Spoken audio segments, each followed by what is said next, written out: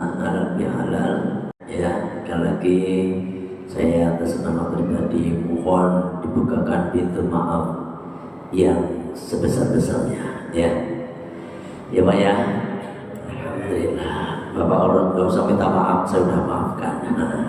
Ya. Sekarang kita lanjutkan ngaji kita, biar langsung ngaji aja. Khotimatun. Adapun ini satu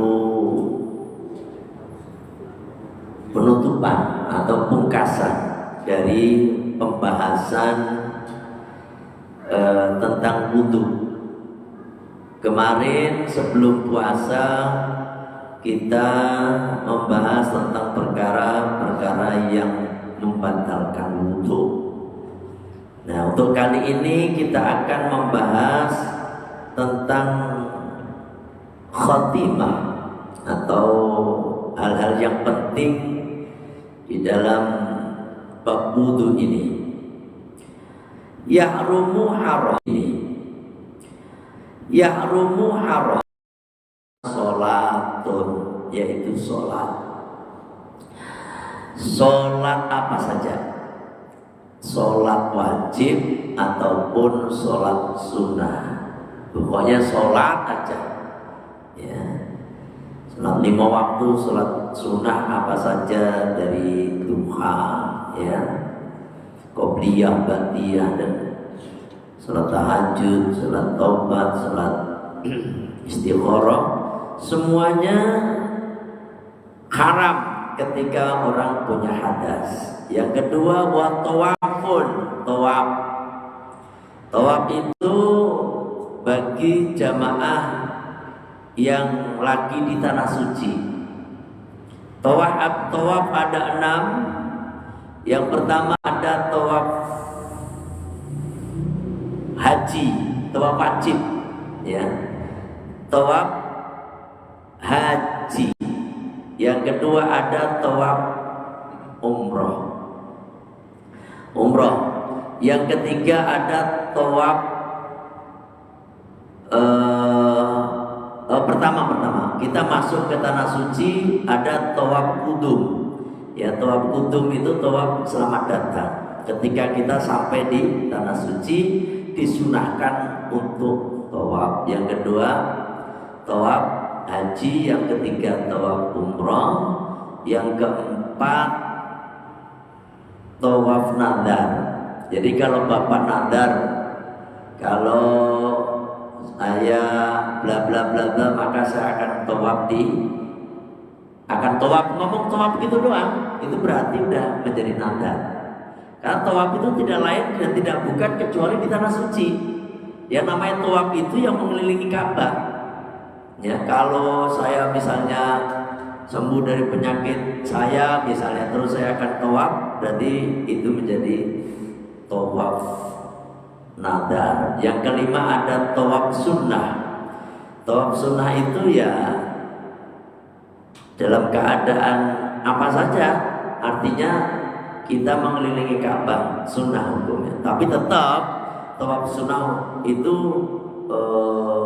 tetap 7 kali.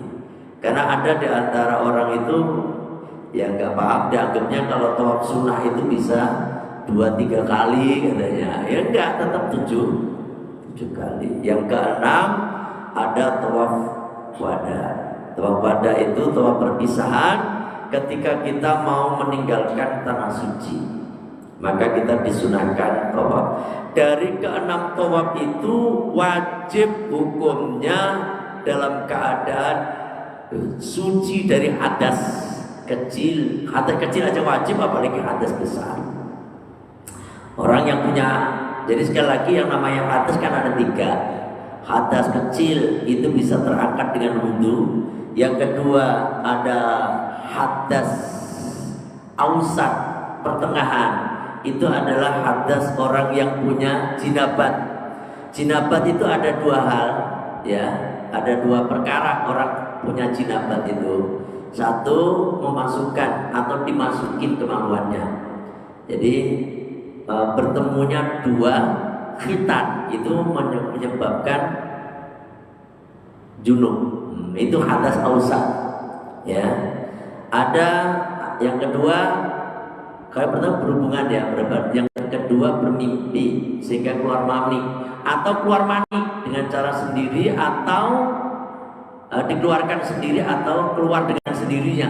Pokoknya keluar mani itu menyebabkan hadas ausab namanya. Yang ketiga ada hadas besar. Ini saya ngulang-ulang aja biar makin paham ya. Yang ketiga ada hadas besar, hadas atau hadas akbar. Itu bagi perempuan saja, yakni orang perempuan yang lagi haid, yang lagi nifas, itu namanya punya hadas besar. Orang yang punya hadas ausad dan hadas akbar haram duduk di masjid. Nah, ya bagi perempuan. Laki-laki punya junub, punya jinabah, habis keluar mani haram duduk walubthu fil masjid, duduk di dalam masjid itu haram hukumnya ya. Nah udah ya, tawaf. Yang ketiga wasujudun, sujud. Nah, sujud ini ada dua, yang sunnah ya. Kalau yang wajib ya sujud sholat ya. Yang wajib itu ada sujud sholat. Ini kan udah masuk ke dalam sholat. Kalau yang dimaksud sujud di sini adalah sujud syukur dan sujud tilawah. Kalau sujud syukur itu sujud yang dimana ketika kita mendapatkan suatu nikmat dari Allah yang jarang-jarang gitu ya kan, yang jarang-jarang, yang tiba-tiba kita dapat nikmat, misalnya dapat hadiah umroh misalnya ya kan, itu kan jarang-jarang ya, bukan setiap, ya boleh-boleh aja sebenarnya kita setiap malam. Bahkan kalau kita ikut thariqah Pak, setiap malam kita disunahkan untuk sujud syukur ya, sujud syukur. Jadi kapan waktunya? Habis sholat isya. Itu kalau ikut thariqah begitu. Bahkan yang bagusnya tiap habis sholat, karena dari sholat satu ke sholat berikutnya kita ini selalu mendapatkan nikmat. Nikmat apa? Nikmat iman dan nikmat Islam. Itu perlu kita syukuri. Nah sujud syukur itu berapa kali? Lupa lagi ya. Mentang-mentang puasa aja udah lupa aja, udah mentang-mentang lebaran. Berapa kali kalau sujud syukur? Pak Nana? 2 kali. Pak Warya? 2 kali. Yang namanya sujud syukur itu sekali, ya sekali aja ya. Kalau sujud 2 kali itu sujud sholat ya, sama sujud sujud sahwi itu 2 kali ya. Kalau sujud syukur cukup sekali dan disunahkan untuk menghadap kiblat ya. Kita seperti orang sholat aja menghadap kiblat. Allahu Akbar. Nawaitu sujud syukri lillahi ta'ala. Allahu Akbar, langsung sujud Allahu Akbar, terus duduk salam, gitu caranya. Atau sambil duduk juga bisa, sambil duduk langsung menghadap kiblat terus takbir. Nawaitu sujud syukri lillahi ta'ala, Allahu Akbar, terus sujud, nggak pakai rukuk. Allahu Akbar. Apa yang dibaca? Subhanallah walhamdulillah wala ilaha illallah wallahu akbar wala haula wala quwata illa billahil aliyyil azim 3 kali. Atau baca sajadah wajihan lillati khalaqahu wa syaqqa samahu wa basarahu bihaulihi wa quwwatihi fatabarakallahu ahsanul khaliqin. Itu dibaca. Ini sujud syukur sama sujud tilawah. Kalau yang barusan saya baca tadi, sajada wajhiya lillati khalaqahu wa sawwarahu wa syaqqa sam'ahu wa basarahu bihaulihi wa quwwatihi fatabarakallahu ahsanul khaliqin. Itu sujud tilawah. Sujud tilawah itu juga sekali ketika kita mendapati ayat-ayat as-sajdah ya kan? Kita disujudkan untuk sujud tilawah. Sekali juga. Nah, orang punya sujud tilawah dan sujud syukur ini harus punya wudu. Harus punya wudu. Jangan ikut-ikutan. Mentang-mentang gol main bola, langsung sujud. Itu haram, Pak. Ya kan? Haram sujud dalam keadaan tidak punya wudu. Ya kan? Wah, saya nggak tahu dulu. Kalau nggak tahu mah Allah nggak menghukumi orang yang tidak tahu. Sekarang udah tahu. Sampai harus, kalau kan kayak anak saya itu senengannya bola, apa namanya, Persib Bandung. Wah, selama di rumah ini kan liburan ini, wah, yang dilihat bola baik Persib, ramai sendiri, pada lihat sendiri itu mah. Saya juga nggak seneng. Gitu, tapi dia udah tahu. Jadi kalau misalnya kita seperti itu terus kita sujud syukur boleh-boleh aja, tapi dalam keadaan wudu. Sujud itu, ya kan? Ya, sujud. Wa hamlu mushafin, dan membawa mushaf. Gitu. Ya, membawa mushaf. Di sini tidak ada wa masul mushafi, menyentuh mushaf. Ini artinya gini, Pak. Ini udah mewakili membawa aja itu haram, apalagi menyentuh. Gitu. Kalau ini kan udah kitab main ini, makanya harus sudah ngaji kitab-kitab kecil dulunya. Jadi harus bisa jadi tahu. Ini kenapa di sini gak ada wa masul mushafi, menyentuh mushaf? Karena di sini membawa saja. Kalau membawa itu begini, Al-Quran dimasukkan ke dalam tas, terus kita bawa, haram. Termasuk nyuwun sewu, Pak. Ini Al-Quran di meja, terus sampai angkat. Ini membawa namanya, ya kan? Ini haram. Ini Al-Quran nih di meja, ini meja. Kecuali yang mana barangnya tidak bisa diangkat. Al-Quran di mobil bisa diangkat gak pakai orang biasa? Enggak kan? Gak apa-apa kalau itu menyentuh. Paham ya? Jadi membawa mushaf itu haram bagi orang yang punya hadas kecil. Kalau menyentuh gini, ya, itu haram.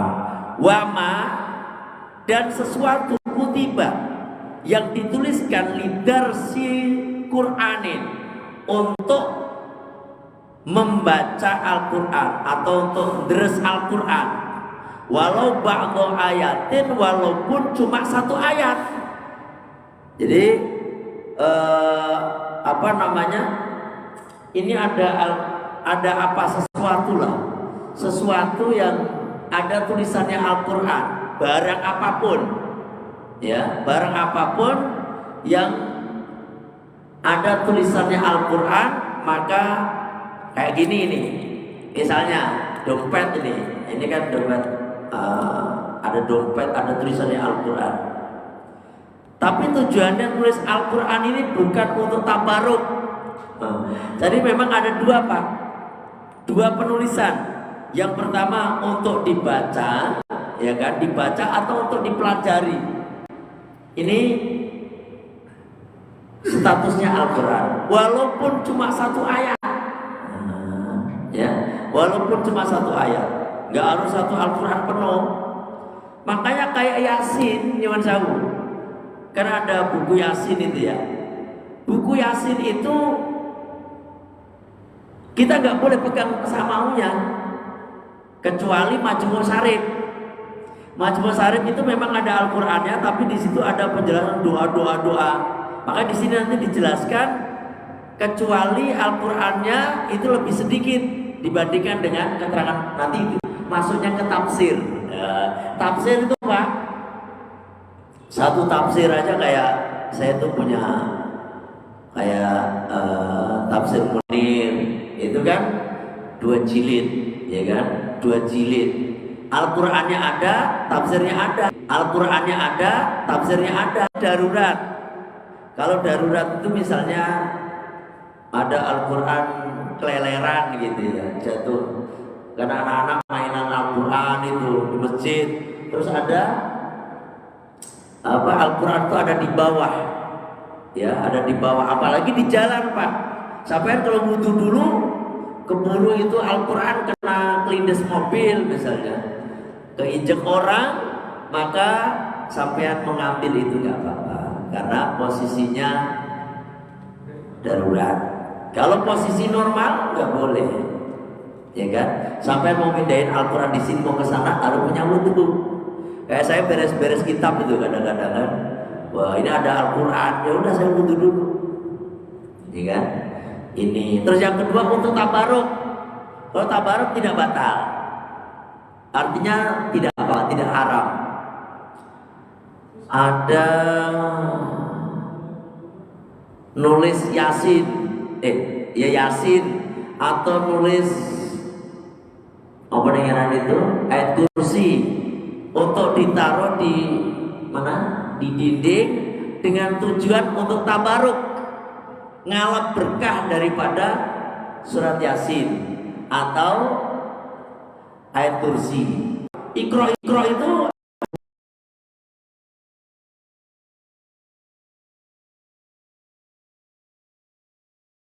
itu mah belum Al-Qur'an. Kalau Iqra 1 nggak apa-apa, nggak punya wudhu. Tapi kalau Iqra 6 sampean wajib punya wudhu. Iqra 5, Iqra 6, Iqra 4 itu udah hampir separuh tuh Al-Qur'annya. Itu wajib punya wudhu. Ini perlu saya sampaikan. Karena untuk tabaruk ngalap berkah kan, ada orang tuh ngalap berkah dari Al-Qur'an ditulis kemudian ditaruh di satu tempat, ya kan? Itu namanya tujuannya tabarruk. Kalau seperti itu orang apa? Ya. Ada yang nanya sebelum saya lanjutkan ini, jadi tergantung niatnya. Orang niat menulis Al-Qur'an untuk dipelajari, ya haram kalau memegang. Ada nanya sebelum saya lanjutkan? Ada yang masih ganjel? Ya, ada nanya. Waalaikumsalam warahmatullahi wabarakatuh.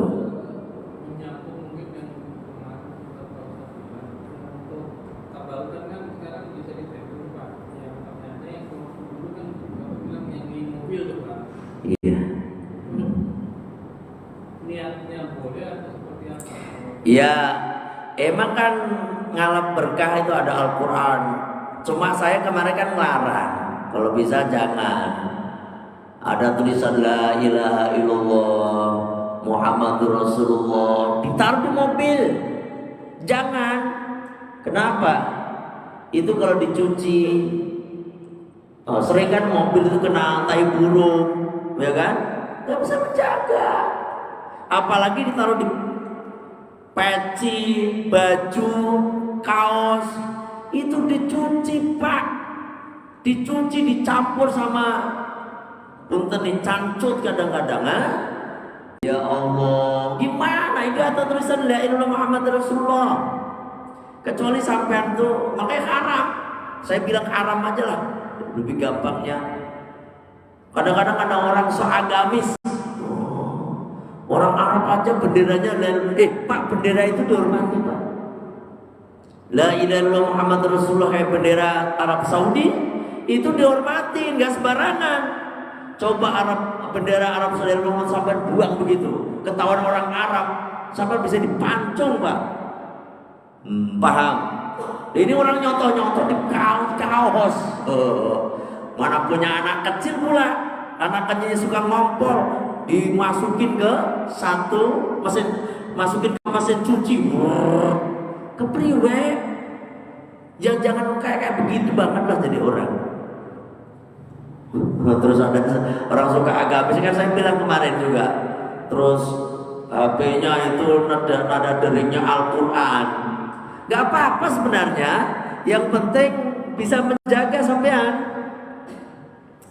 Laki di kamar mandi, lagi BAB, nada deringnya A'udzubillahi minasyaitonirrajim. Kepriwe sih? Ya kan? Nah, makanya ini jangan. Biasa aja nada deringnya. Pakailah lagu-lagu Bang Haji Rumah Irama sekalian. Enggak masalah, ya kan? Jangan Al-Qur'an deh.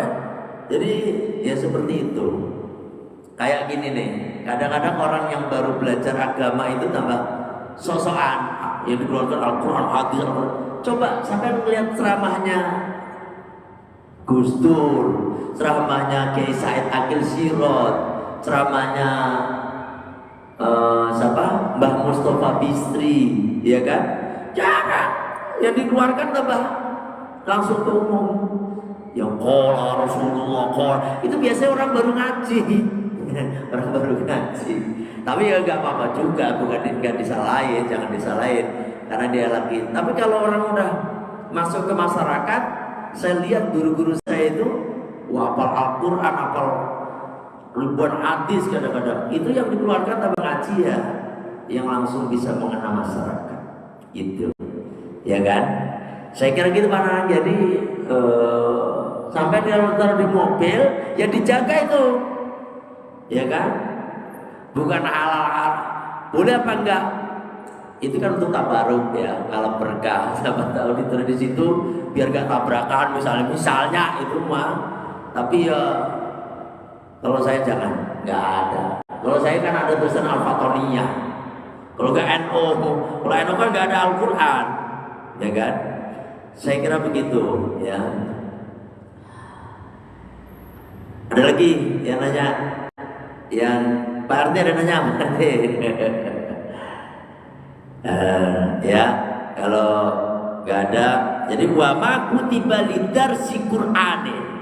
Jadi apa baik yang dituliskan dengan tujuannya untuk deres Al-Qur'an. Iya kan? Jadi untuk dibaca, untuk dipelajari. Nah itu haram hukumnya. Ya. Terus mana tadi? Walau ba'da ayatin. Kalau seperti papan, nyuwun sewu, guru ngaji kan nulis tuh Al-Fatihah, Bismillahirrahmanirrahim. Di papan dia wajib punya wudu. Anak yang memegang papan itu harus punya wudu. Karena tulisan kan ada anak-anak, dihapus deh, dihapus. Nah, itu harus punya wudu. Karena apa? Karena itu Al-Quran untuk dirosah, mempelajari di sini, ya kan? Wa tabaruki, dan maksud tabaruk bi'alatil kitabati, di saat menulis, duna ba'da, di saat menulis, duna ba'da, untuk dibaca, ya berarti membatalkan. Saya nulis, misalnya nulis ayat kursi, niat saya itu untuk ngalap berkah, saya sakuin semoga selamat, itu tabaruk, paham? Bukan untuk dibaca, berarti itu nggak apa-apa, tahu ya? Jadi kan ada orang, ini contohnya, dulu waktu saya ke mana? Ke Jakarta pertama kali ini, bapak saya namanya juga orang tua ya. Saya di sini nggak punya saudara, jadi dikasih sabuk. Gile, waktu itu sabuknya harganya 1 juta. Sabuk loh. Waktu itu loh Pak, mahal. 1 juta itu tahun 97. Enggak ya, 98. Saya kan kesini nggak bawa-bawa, terus pulang bapak itu takut anaknya kenapa-kenapa. Dibelikan sabuk, di situ ternyata tulisannya Arab-Arab semua. Wah, kalau itu untuk tabaruk, ngalap berkah. Kata bapak saya, sabuknya tinggal terus gitu, dipakai terus sabuknya, biar selamat biar selamat. Nah itu nggak apa-apa, paham ya? Jadi terus disabuk. Makanya kalau mau masuk kamar mandi, sabuknya dicopot. Punten nih, Kanjeng Nabi itu punya cincin, Pak. Cincinnya tulisannya Muhammad Rasulullah. Cincinnya ini. Beliau ketika mau masuk kamar mandi dicopot itu cincinnya. Itu ada hadisnya, Pak. Beliau masuk kamar mandi copot. Sampai dulu. Begitu. Kecuali nama saya Agus Patoni, tulisan Arab doang, nggak ngaruh, nggak ngepek. Ya kan? Kayak saya misalnya itu, saya Agus Patoni, istri saya Tin Hasanah kan dibikin cincin A dan T gitu ya. Orang apa-apa mending kayak begitu baik. Jika daripada sok-sok ada tulisan Allah lagi, bes angel. Ini Allah di emang sampai buatan ada kalung pakai Allah. Niatnya untuk tabaruk, monggo aja. Tetapi di tempat-tempat yang kotor, tempat-tempat najis itu harus dicopot. Nah, paham sampai sini? Ini awal penulisan. Jadi ketika niatnya pertama itu niatnya untuk tabaruk, berarti nggak apa-apa, dipegang nggak apa-apa, nggak apa-apa, dipegang